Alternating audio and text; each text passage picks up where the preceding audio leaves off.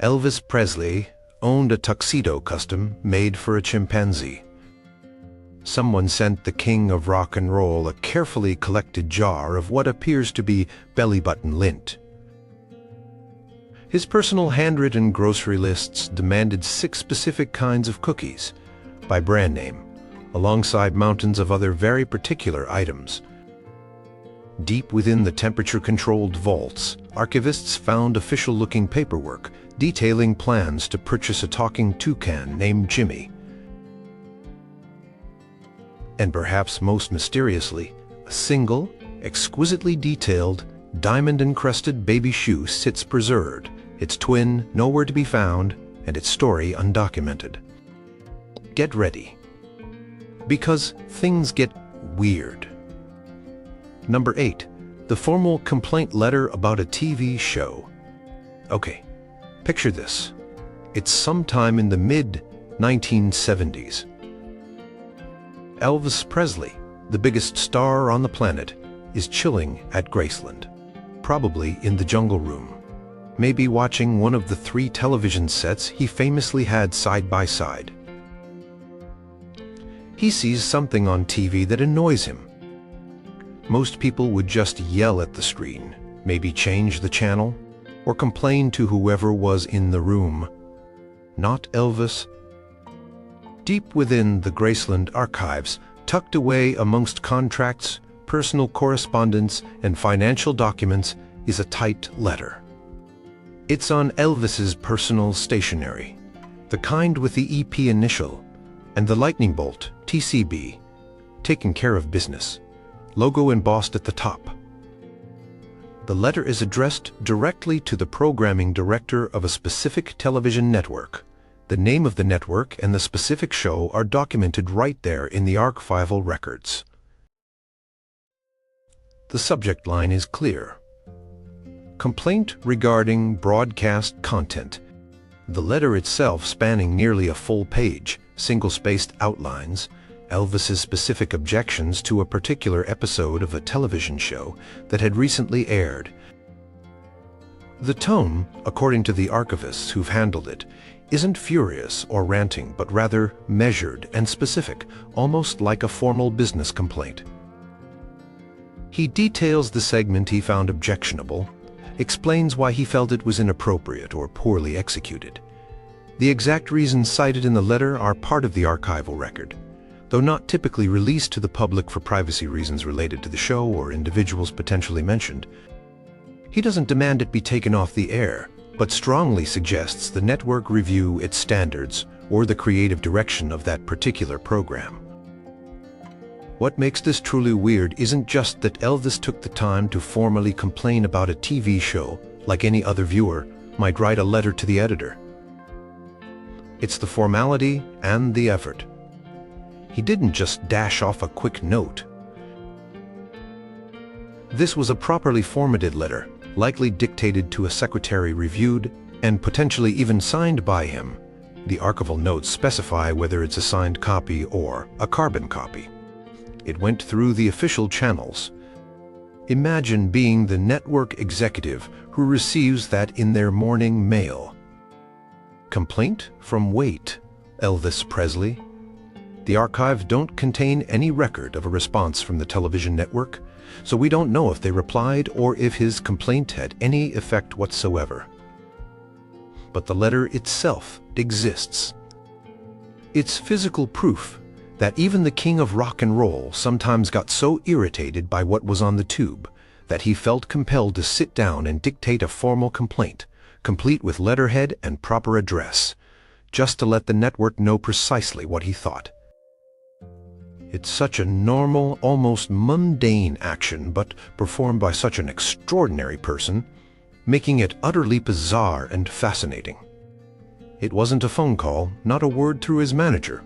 It was a documented, formal piece of correspondence about television programming. Number 7. A single, diamond-encrusted baby shoe. This one is genuinely baffling and carries a strange sort of melancholic weight. It's not a pair of shoes. It's just one. A single, tiny baby shoe.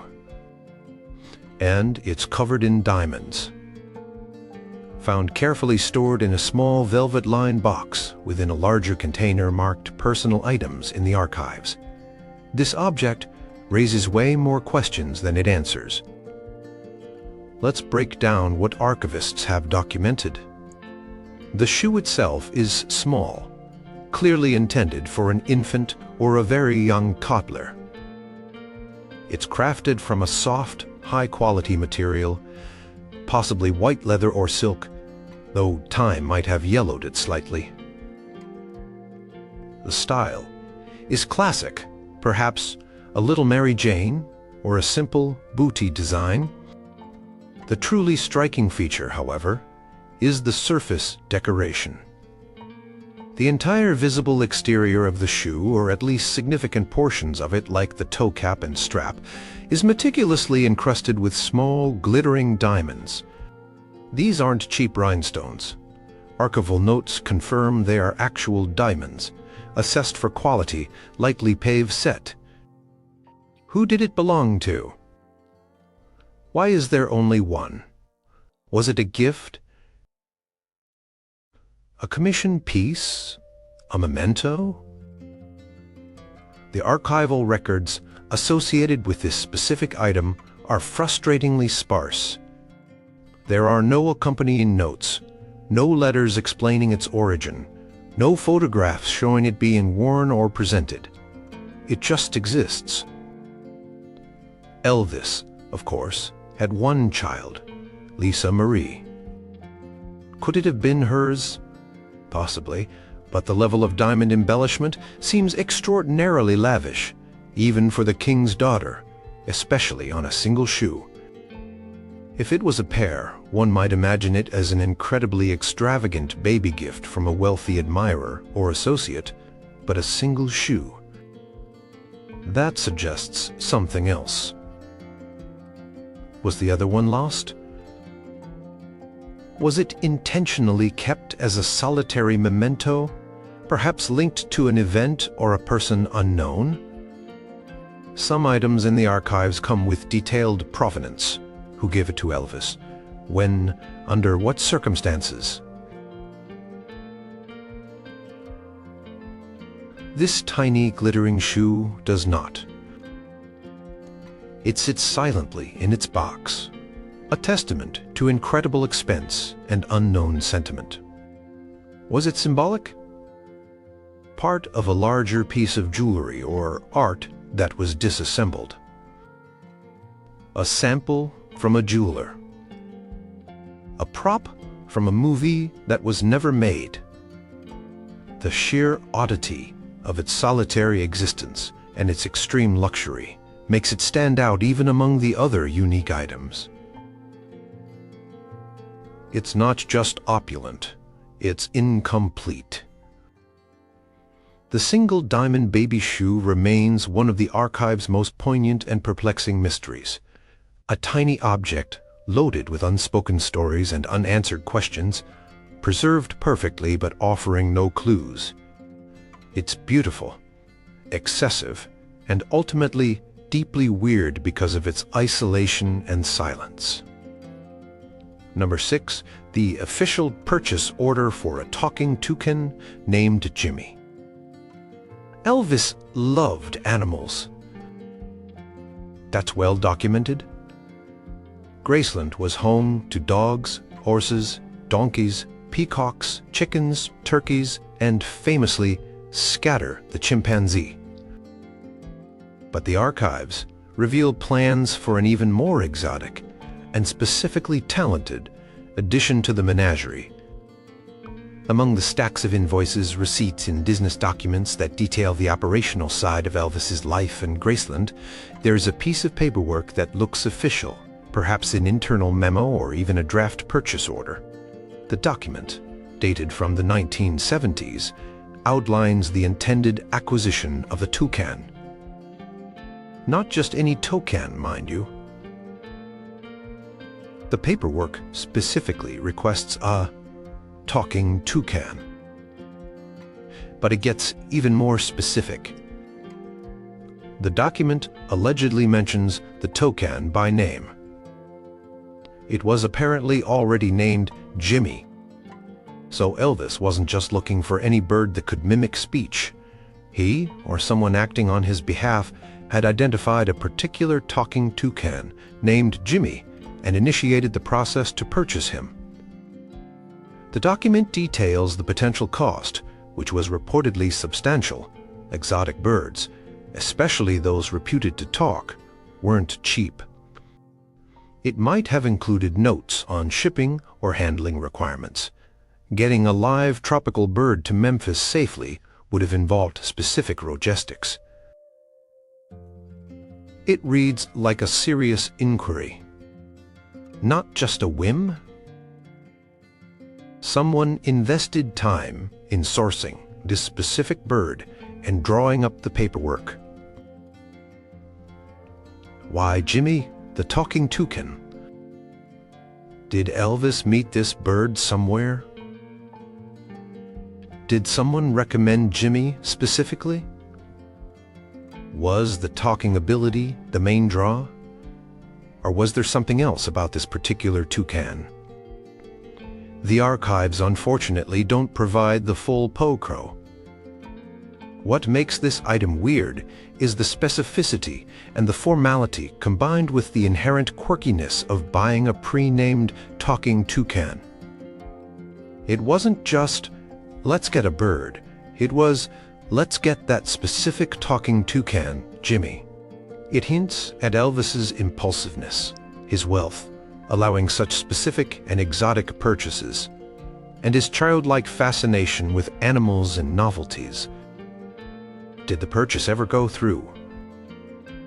Archival evidence doesn't confirm that Jimmy the toucan ever actually took up residence at Graceland. There are no known photos of Elvis with a toucan, and no accounts from staff or friends mentioning the bird's arrival. So it seems likely that the plan was either abandoned, Jimmy was unavailable, or perhaps the paperwork represents an intention that was never fulfilled.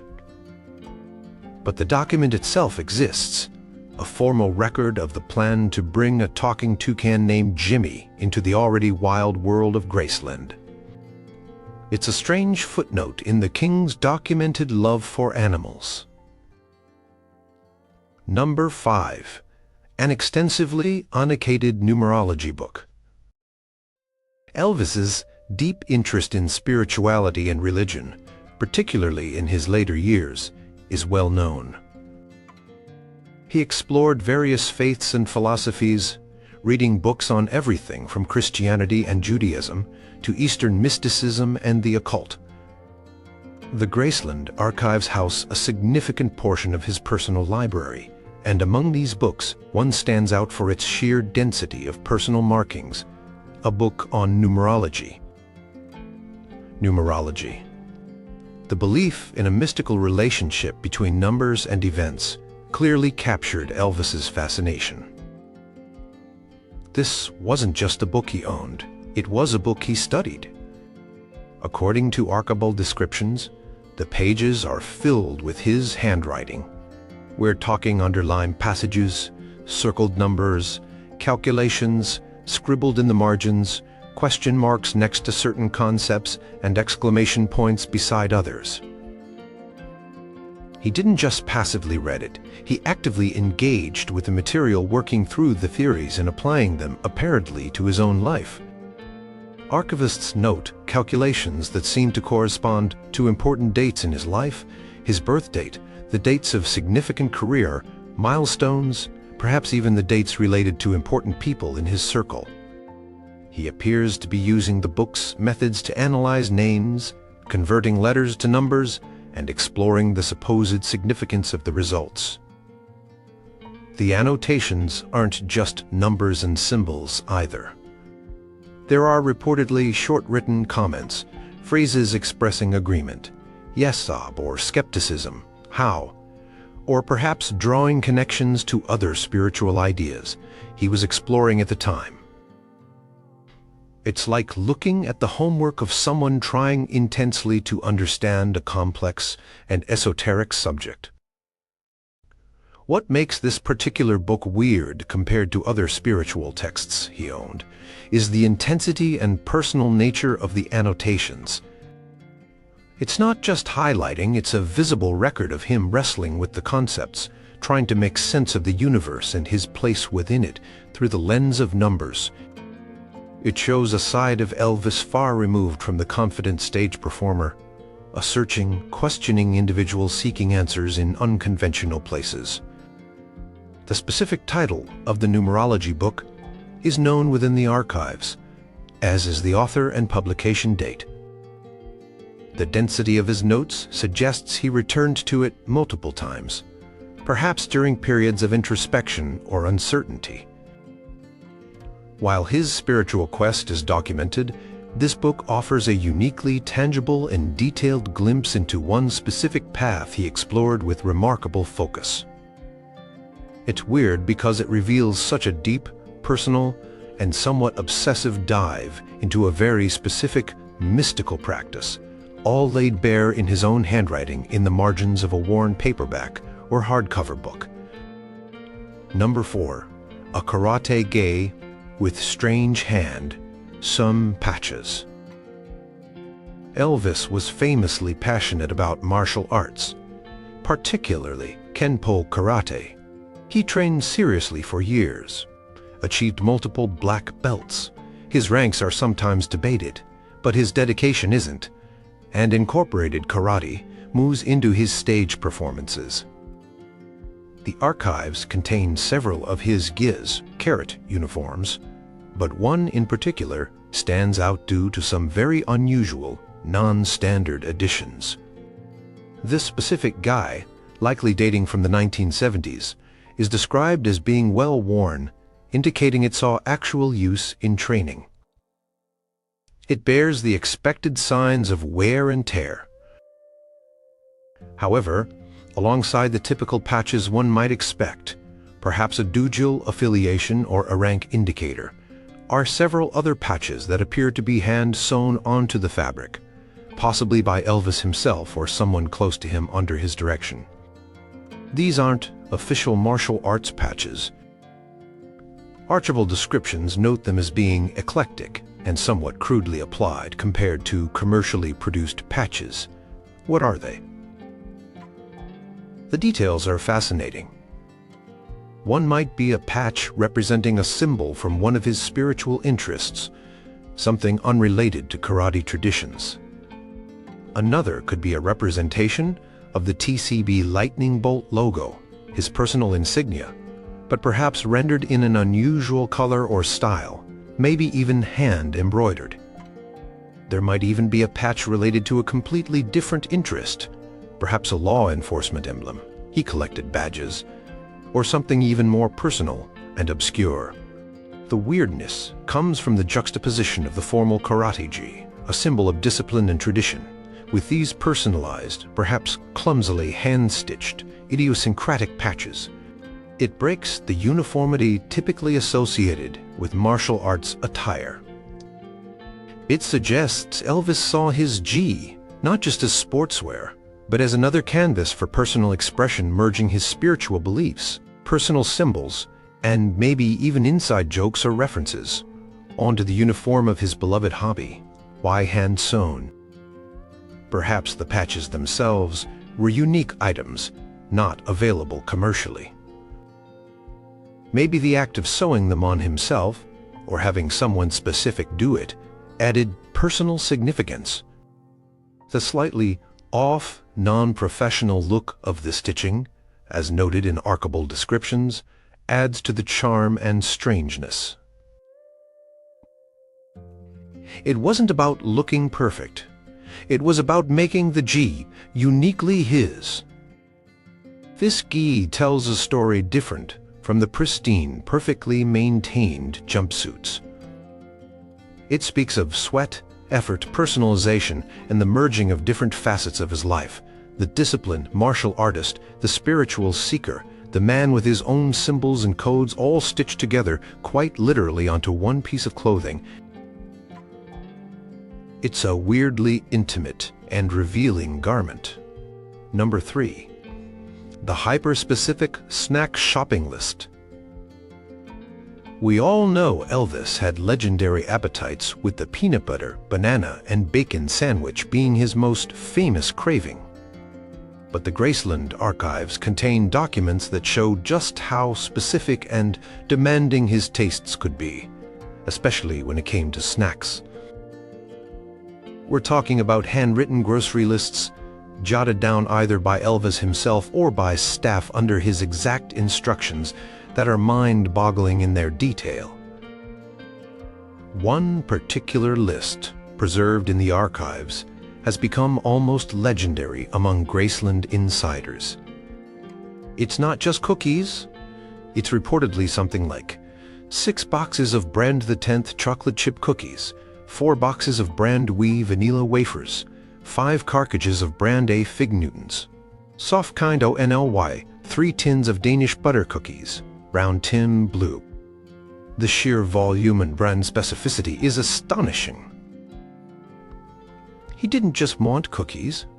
He wanted an entire platoon of cookies from specific manufacturers, and woe betide anyone who brought back the wrong brand or the crunchy fig Newtons instead of the soft ones. And it wasn't just cookies. These lists often included incredibly precise demands for other items. Sodas had to be specific brands, and flavors, often in large quantities. Ingredients for his favorite sandwiches needed to be exact: a certain brand of peanut butter, specific types of bacon, sometimes specifying thickness, particular bread. There might be requests for multiple gallons of ice cream again, with brands and flavors clearly listed. Cheese, lunch, meats, candies, gum, all itemized with the specificity of a military procurement order. What makes these lists weird is the combination of extreme specificity, massive quantity, and the glimpse it offers into the logistical operation required to keep Elvis happy and fed. Imagine being the staff member tasked with fulfilling that cookie order alone. It paints a picture of a man who knew exactly what he wanted down to the brand name, and had the resources to ensure those exact items were stocked in his pantry at all times. It also highlights an almost obsessive level of detail regarding something as mundane as grocery shopping. These lists are often handwritten on whatever paper was handy: notepad, sheets, maybe even the back of an envelope. The handwriting style, whether Elvis's own or a staff member's, is noted in the archival records. They are humble artifacts, just simple lists, yet they speak volumes about the unique reality of life at Graceland. They are tangible evidence of the king's very particular cravings, and the infrastructure built around satisfying them. Forget a loaf of bread, a container of milk. This was grocery shopping on a whole other, bizarrely specific level. Number 2. A glass jar containing lint. Yes, you read that right. Among the countless gifts sent to Elvis by adoring fans from every corner of the globe, the paintings, the poems, the stuffed animals, the heartfelt letters, the Graceland Archives house something truly unusual. It's a simple glass jar, like one you might use for canning peaches or storing buttons. Inside this jar is a carefully collected mass of fibrous material. And according to the archival notes and the label that reportedly accompanied it and was preserved alongside it, this material is lint. Possibly. Belly button lint. Let's pause to absorb that. Someone, a fan, took the time to collect lint, maybe from their own navel, maybe from a clothes dryer. The note might have specified, adding another layer of weirdness, accumulated it over time, placed it carefully into a glass jar, sealed it, and then mailed it to Elvis Presley at Graceland.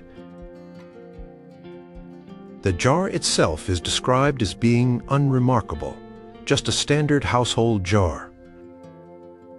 The lint inside is well lint. A clump of tangled fibers, likely gray or multicolored. What elevates this from random detritus to a bizarre archival bic is the intention behind it and its destination. It was sent as a gift to the biggest star in the world. The archival records likely include the jar, the lint itself, carefully preserved one assumes, and any accompanying note or packaging that survived. The note might have explained the collection process, expressed adoration for Elvis, or perhaps offered no explanation at all, leaving the recipient, and now the archivists and us, to wonder about the motivation. Why is this weird? It goes beyond the typical fan adoration into the realm of the truly eccentric. Sending a lock of hair was common enough in earlier eras. Sending baked goods or handcrafted items showed devotion. But sending a collection of bodily lint, if naval lint or household lint, occupies a unique space. It's incredibly personal, in a strange way, yet also mundane. It required dedication to collect it. It suggests a fan who wanted to give Elvis something utterly unique, something no one else would think of sending. They succeeded. The fact that Graceland staff received this, processed it, and decided it was worth keeping for the archives adds another layer. Perhaps they kept it as an example of the sheer range of items. Elvis received a testament to the sometimes bizarre intensity of his phantom. It wasn't valuable in monetary terms, unlike jewelry or awards. Its value lies entirely in its oddity. It's a strange, slightly unsettling and undeniably weird piece of fan memorabilia preserved forever alongside the gold records and the iconic jumpsuits. Number 1. Scatter's Custom Made Tuxedo. Elvis Presley's pet chimpanzee, Scatter, was notorious. Acquired in the early 1960s, Scatter lived at Graceland for several years and became legendary for his mischievous, often destructive and sometimes aggressive behavior. He reportedly learned to mimic Elvis's karate moves, wore clothes, drove a miniature car, and generally caused chaos. Elvis was apparently quite fond of him, despite the trouble. While stories of chimps in clothes aren't unheard of, the Graceland Archives contain physical proof of just how far Scatter's wardrobe went. Tucked away, carefully preserved, is a custom-made tuxedo. Not for Elvis, for Scatter the chimpanzee. Think about that. Someone likely a professional tailor or costumer, perhaps under the direction of Elvis or Colonel Tom Parker, took Scatter's measurements and constructed a formal tuxedo jacket, trousers, and possibly even a little bow tie, all scaled to fit a chimpanzee. The archival descriptions detail the item, the fabric, likely wool or a similar formal material, the cut, adapted for a chimp's proportions, which differ significantly from a human's, the miniature buttons, the satin lapels. It was, by all accounts, a proper, albeit small, tuxedo. Was it ever worn? Accounts of Scatter's antics are numerous, and some include descriptions of him wearing various outfits. It's highly plausible this tuxedo was created for a specific occasion, perhaps a publicity stunt, a party at Graceland, or just for Elvis's private amusement. Imagine Elvis hosting a formal dinner and Scatter making an appearance, dressed to the nines. The visual alone is pure, surreal Americana. The weirdness here is multi-layered, First, there's the inherent absurdity of commissioning high-quality formal wear for a chimpanzee.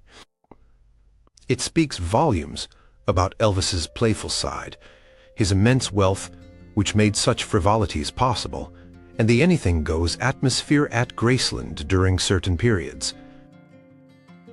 Second, it reflects the complex, often strange relationship humans have with animals, especially primates dressing them as little humans, blurring the lines. Third, it's just plain bizarre to think of a tailor carefully measuring up a chimp for inseam and sleeve length. The tuxedo isn't just a piece of clothing, it's an Beckett representing a specific wild chapter in Graceland history. Scatter himself was eventually removed from Graceland due to his increasingly unmanageable behavior, but his tiny tuxedo remains. It sits in the archives, a silent fabric testament to a time when the king of rock and roll had a pet chimpanzee who needed formal wear. Among all the strange and wonderful things associated with Elvis, a chimp-sized tuxedo preserved for posterity surely ranks as one of the absolute weirdest discoveries in the Graceland Archives.